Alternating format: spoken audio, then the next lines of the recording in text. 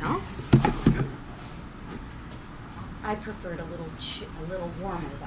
Yeah. Hey Steve, I gotta go on this side because of this great the wheels. On the bus, babe. Well, no, you're going before me. You go right there. You don't need to walk around. You good?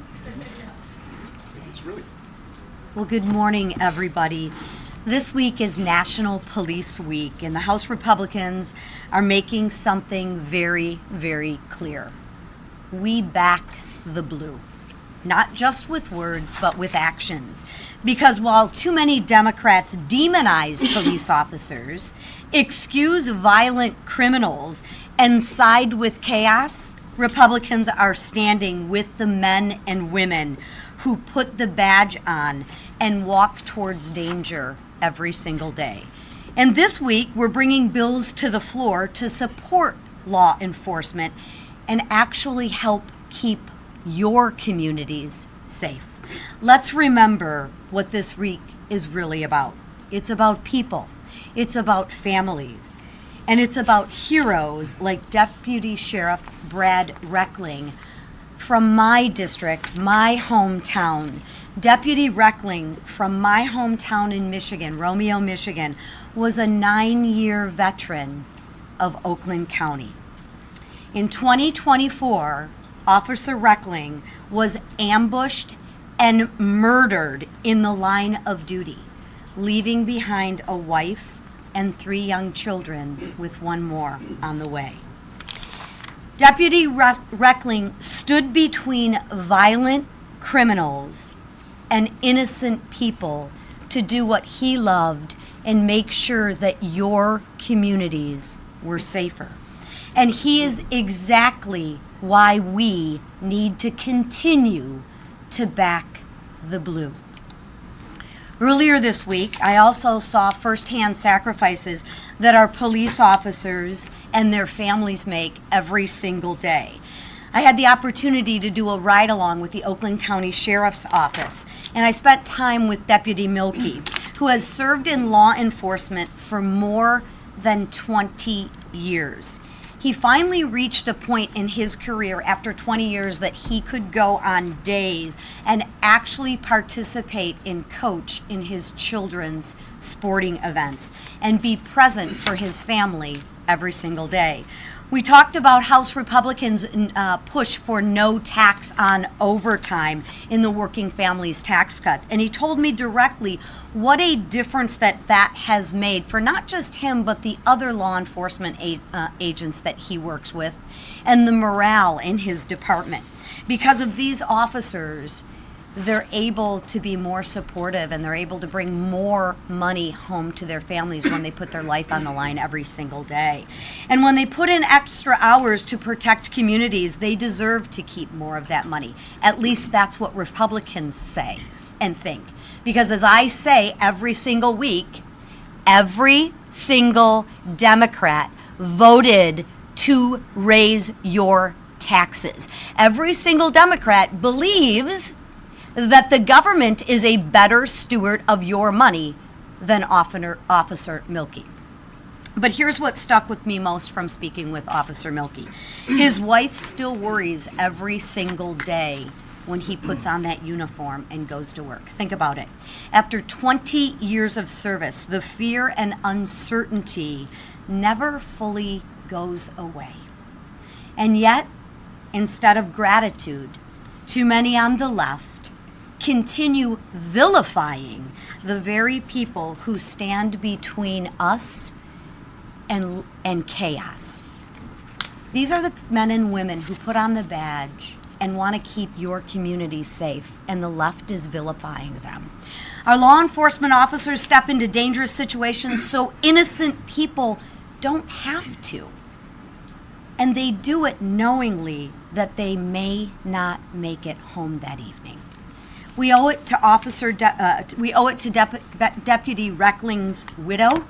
We owe it to every single police officer's family wondering if their loved one will make it home safely at the end of their shift. And frankly, we owe it to the American people Because when communities are safer, businesses thrive. Businesses don't leave.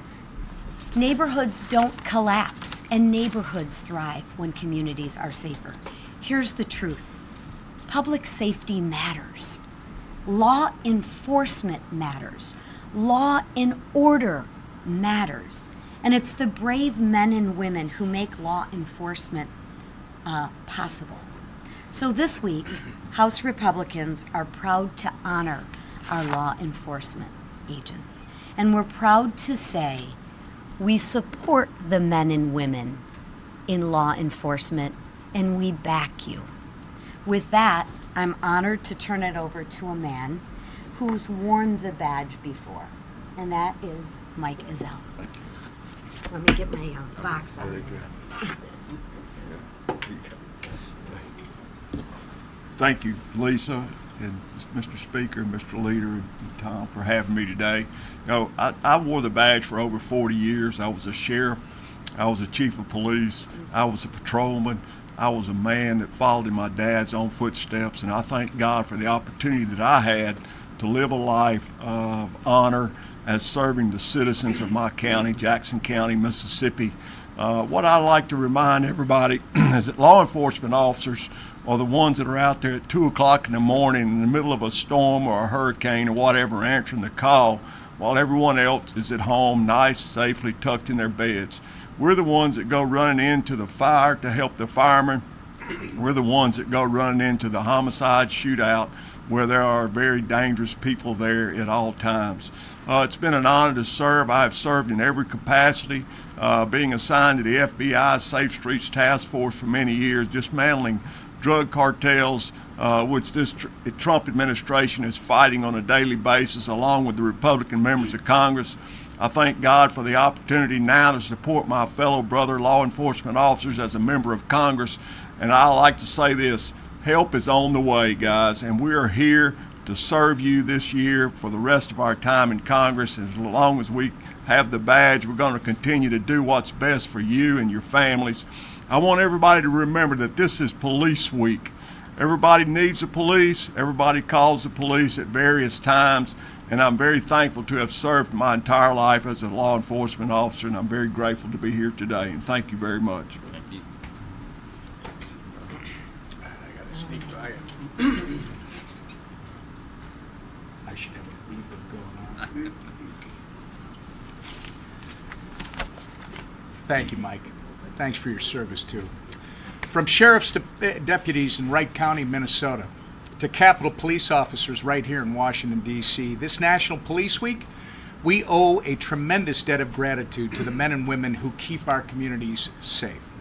House Republicans will always back the blue. Lisa's right. Meanwhile, Democrats continue their efforts to defund the police and return to the soft-on-crime, anti-law enforcement chaos of the Biden administration. In blue states and blue cities across this country, the danger of Democrats' pro-criminal policies has been put on full display. Just last week in New York, an innocent 76-year-old retired teacher was pushed down the subway stairs and killed by a criminal who had already been arrested 4 times this year alone. And how could anyone forget the innocent young woman who was violently stabbed in the throat on a train in North Carolina by a man with 14 prior arrests? Releasing violent criminals back into our communities jeopardizes public safety, demoralizes police officers, and makes the job of law enforcement even more dangerous than it already is. But it's not just Democrat policies that risk the safety of our men and women in blue. It's their anti-police rhetoric. Look no further than my state's sorry excuse for a governor, Tim Walz, who he actually called federal law enforcement the modern-day Gestapo. Only months after Walz's statement, one of these officers was dragged by a car and severely injured. Crime, chaos, and catastrophe are the reliable results of Democrat leadership.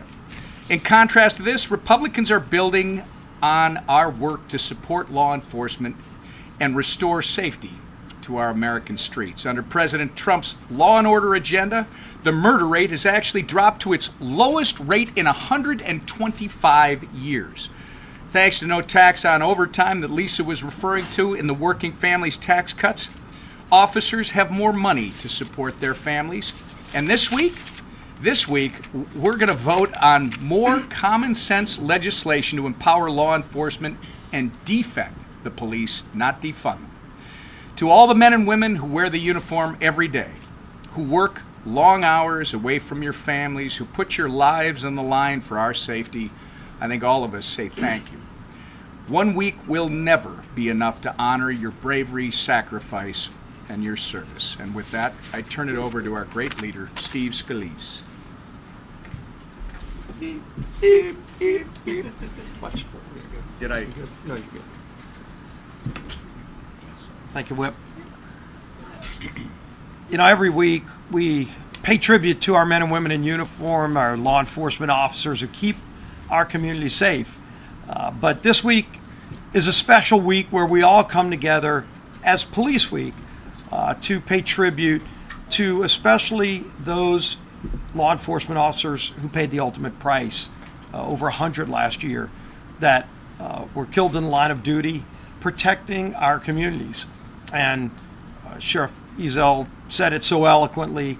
And last night we had a wonderful tribute on the Capitol steps that the Speaker led, where we had not only a large number of members of Congress, but we had some family members, families whose loved ones were lost as law enforcement officers. And it was tear-jerking to hear those stories. A young girl who lost her father, and he'll never be there for her again. And she recalled the memories she had of her father.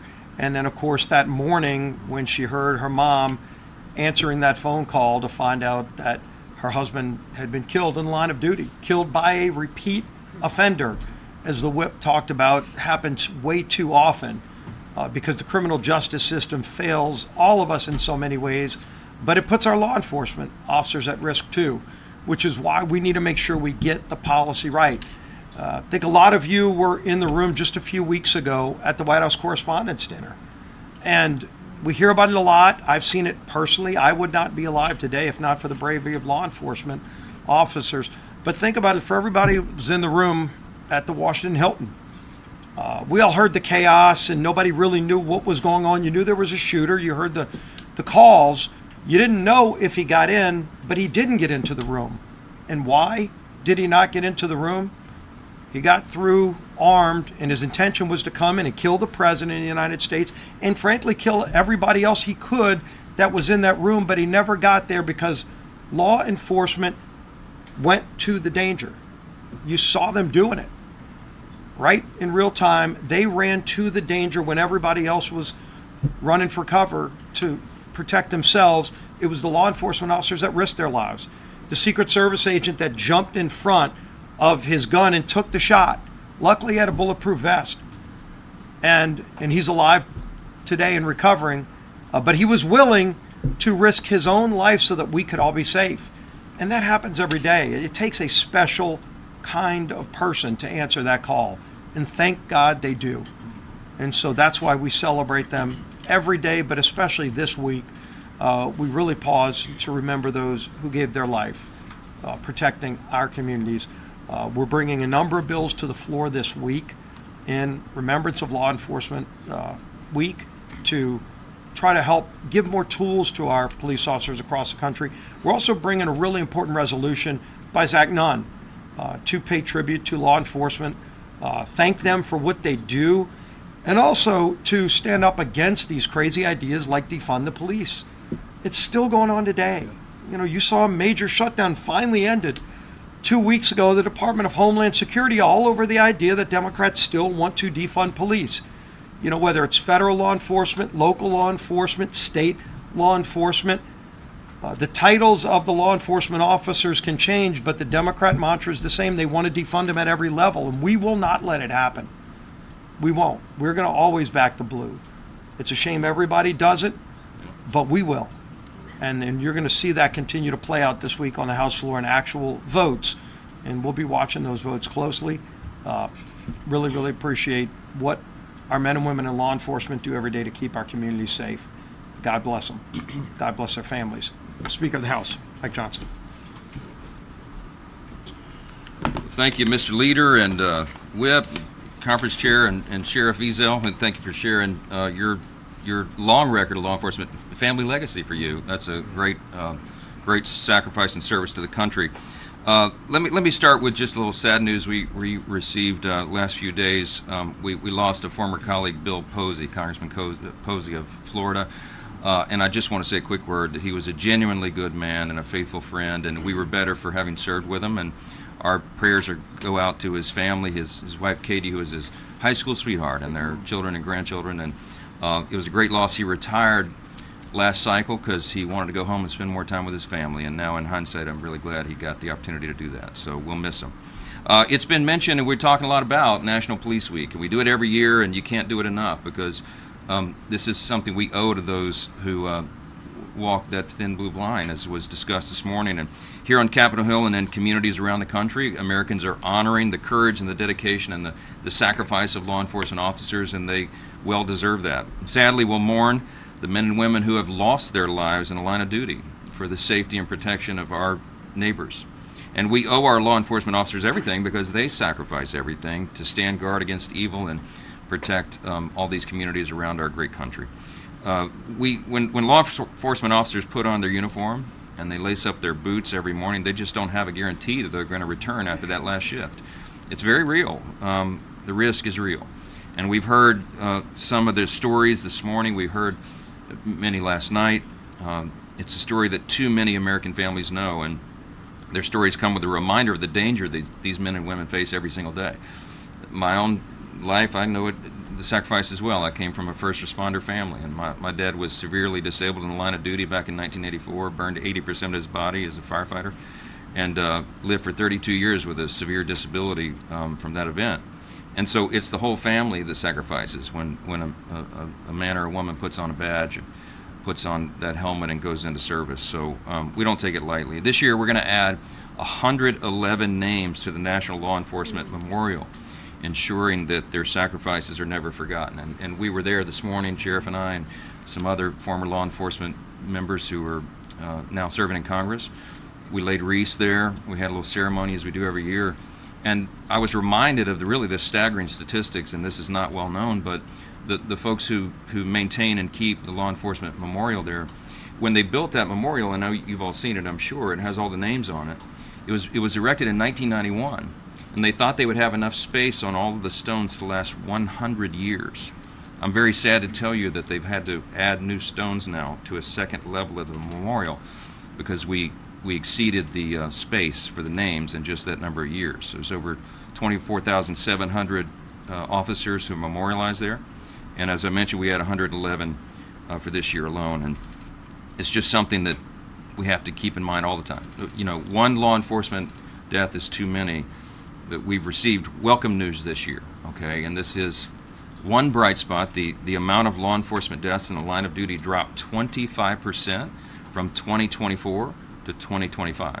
And that's the lowest number of law enforcement line of duty deaths since 1943. So we're very thankful for that. And it matters who's in charge. I mean, elections have consequences, and if you have elected officials, legislatures, a Congress that supports those in law enforcement, then it assists with these statistics. That's an objective fact, and it's a direct correlation to public policy. Republicans are going to continue to pursue legislation that makes officers safer. And we'll also continue to advance transformational policies like no tax on overtime, as you heard, which tens of thousands of law enforcement officers and their families have already benefited from, and they're telling us about it when we go home. And we're delighted to have delivered for them. That's what Republican policies do. Now let me talk about a couple of quick issues here, and I'll take a few questions. The DHS funding issue has been a big deal around here, as you know. Before Republicans returned to work in our districts last week, we ended the majority of the shameful, record-long Democrat Department of Homeland Security shutdown. And I'm happy to report that we are right on schedule to finish the process and get our reconciliation bill to the President's desk by the June 1 deadline. We will fully fund both border security and immigration enforcement for the balance of President Trump's term. And we're going to do this for two reasons. Number one, obviously maintaining border security and deporting dangerous criminal illegal aliens is the baseline that the American people demand and deserve. They told us that in the last election cycle, and they say it all the time, every day since. We do not have a country if we do not have borders. That's just the bottom line. I'm grateful every day that America once again has a president who understands that. The second reason is it's very sad and shocking fact, and it's almost unbelievable to say this, but there's not a single Democrat in Congress, House or Senate, who believes that border security and immigration enforcement should exist. They do not believe that we should fund those at the federal level. It's a stunning statement, but it is true, and it's proven time and time again by their word and by their votes. They prove to you what they're about. I think everybody needs to keep that in mind. Look at the California's governor's race right now. I mean, what a spectacle. Nearly all the Democrats, including a former House Democrat and a Biden cabinet secretary, proudly said yes when they were asked the simple question if they support providing health care to illegal aliens. We're supposed to believe this is a serious political party right now? I mean, Democrats are chomping at the bit to regain power and reopen our borders and allow violent illegal aliens to continue to roam our streets. These are facts. This is not political talking points. This is what they are and what they're about. And we're not going to let them do that. So we're eager to quickly finish this reconciliation process and get this bill to the president's desk. Now, of course, we have to mention the redistricting news. That's the big headline, of course, over the last couple weeks, and there's some seismic developments. Let's put it that way. In the Calais case at the U.S. Supreme Court, the court restored a simple but profound truth. Yes, the Constitution protects every American equally, and that's a very important concept for us to maintain. This is another fact. Democrats spent decades trying to engineer electoral maps that divided Americans, and this decision from the Supreme Court hopefully ends that terrible practice once and for all. We find it amusing that Democrats are suddenly concerned about fair congressional representation, they say, and I challenge those Democrats to raise those concerns with the Republican congressmen from Massachusetts, Connecticut, or Rhode Island.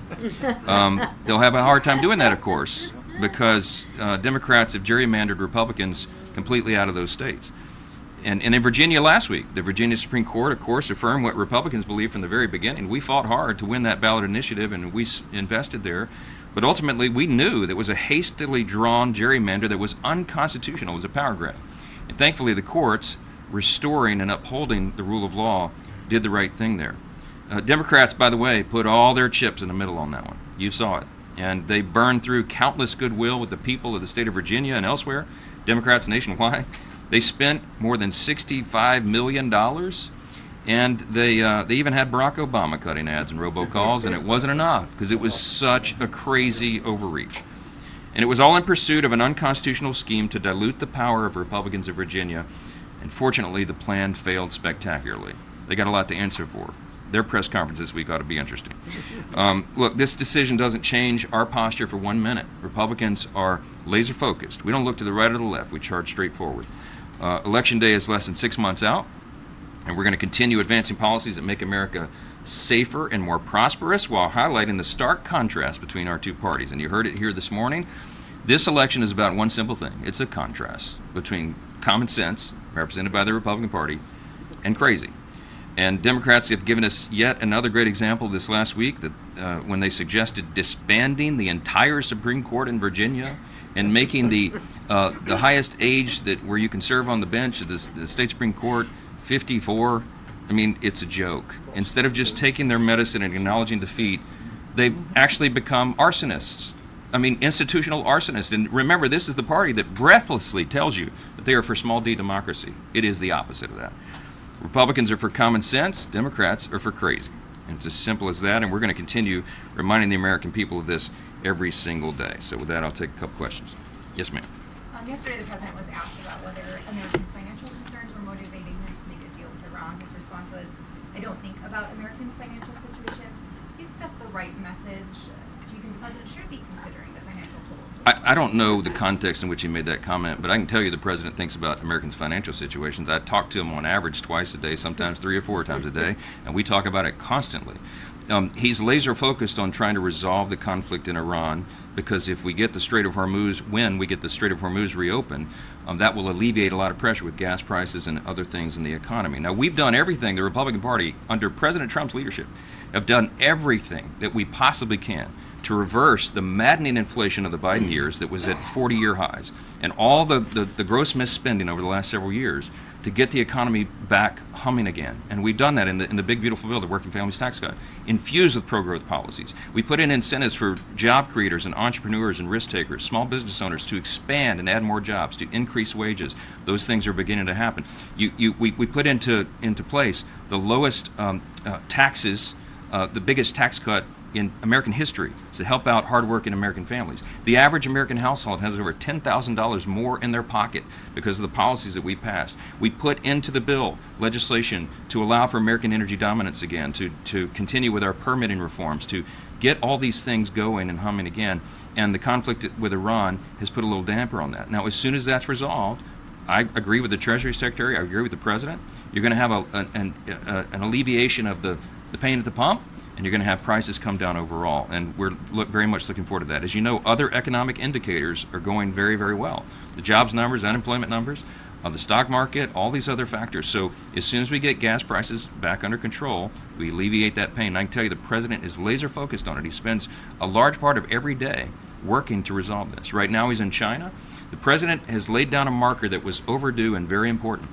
The American people are not going to be taken advantage of anymore by adversaries or allies. And he's demonstrated that resolve and that principle day after day, and he's negotiated much better trade agreements and much more fair policies for us. When he says America first, he doesn't mean America alone, obviously. He means that we put the interest of America first. And I'm going to tell you, that's not a selfish proposition. When we do that, it's good for our citizens, it's good for this country, and every freedom-loving person around the world. So our prayers are with him, and he has a good visit with Xi in China. They come forward with some favorable policies and things that will help us out, and I believe he will, and we'll see how that develops. Yeah. Thank you, Mr. Speaker. Also, speaking of the economic front, gas prices are up, inflation's up, Americans having some financial hardships across the country. That being said, is right now the right time for Congress to be prioritizing $1 billion for security apparatus at the White House, including $220 million for the East Wing ballroom, given the fact that President Trump had said it would be paid for by private donation? Yeah, I think that's a gross misstatement of what's going on here. In the bill, and by the way, it's in a draft form right now, as you know, the second reconciliation bill. Sadly, we have to fund immigration enforcement and border on our own as a Republican Party, because remember, Democrats want to give $0 to it. The Secret Service put in an urgent request for additional security measures. It's not for the ballroom, it's for security measures. Now, we don't know what the final bill is going to be that we get. They got to go through 3 more steps. They're going through the bird bath, the parliamentarian review of the bill. They got to go through 2 markups in some committees, and then ultimately action on the House floor. So we're not going to prejudge that product. We're waiting for it to come from the Senate. But I will say this, that in one section of the bill, it addresses security measures. It's very specifically defined on what those security requests are from the Secret Service. And I will say this, for many of you that were in the ballroom just a few weeks ago and sat through and observed the 3rd failed assassination attempt of a president just in a short number of years here, there's an urgent need for increased security measures. I mean, that is an objective fact, and it should be something that's bipartisan. The ballroom is totally privately funded. The president has dedicated like $400 million for that project, and by the way, it's going to be a donation to the country. You're aware the ballroom will be there long after he leaves, and he'll only get a few months of its use. So he's doing it for the country, but it's what's beneath the ballroom that is, in my view, far more important. And we've needed some of these security measures for a long time, and that's what this is all about. So there's a false narrative out there about it. I'm not going to prejudge the product we get from the Senate, but I certainly understand what the Secret Service's requests are. They have an almost impossible job right now, and they need that extra funding. Yes, sir. Just to build off that question, I mean, the Trump administration has repeatedly argued in court that the ballroom itself is part of the security apparatus. So should the final bill explicitly rule out funding for the ballroom itself? I mean, do you think that would smooth over some of what you say is this false narrative that's developing? Look, again, I don't have the pen in the Senate. They're writing the bill. We'll see what we get. But I think the president has been abundantly clear. He is excited about building a ballroom with private funding, not taxpayer funding. But the Secret Service says that as we enhance the White House grounds and the modernization there, that obviously we have to think differently about security. We live in a very dangerous time, and there are new and increasing threats that we have never faced before. And so Congress has a role in funding that, and we'll have to see how it all works out. Yes, sir. Speaker Johnson, do you think that the Justice Department ought to settle the president's $10 billion lawsuit over the leak of his tax returns? Is that appropriate? Is there a conflict of interest there? One of the things that is not in my purview is the Department of Justice, okay, and how they evaluate cases and resolution of all that. So I don't know. I haven't thought about that or read into it. I got enough to say grace over every day, okay? So go ask the executive branch about it, all right? Thank you. Thank y'all so much, and let's celebrate Police Week. On Louisiana, really quickly, thousands of ballots have been distributed or even cast in 2 of your primaries that Governor Landry now says will be discarded. Is that not an election integrity concern? Listen, the ultimate election integrity concern is to ensure that you don't have an election on an unconstitutional map. And when the highest court in the land says your map is unconstitutional, you cannot proceed. You can't have an election on an unconstitutional map. That's why not just Louisiana, but other states have reviewed their maps under this new ruling, the clarification of the court, to make sure that we do this right. So it's not our job that the legislature and the governor are figuring out how to handle all those mechanics, but ultimately the big question is, we're going to have a constitutional election. And when the Supreme Court declares such, you have to follow suit, and that's what's happening in Louisiana. Thank you.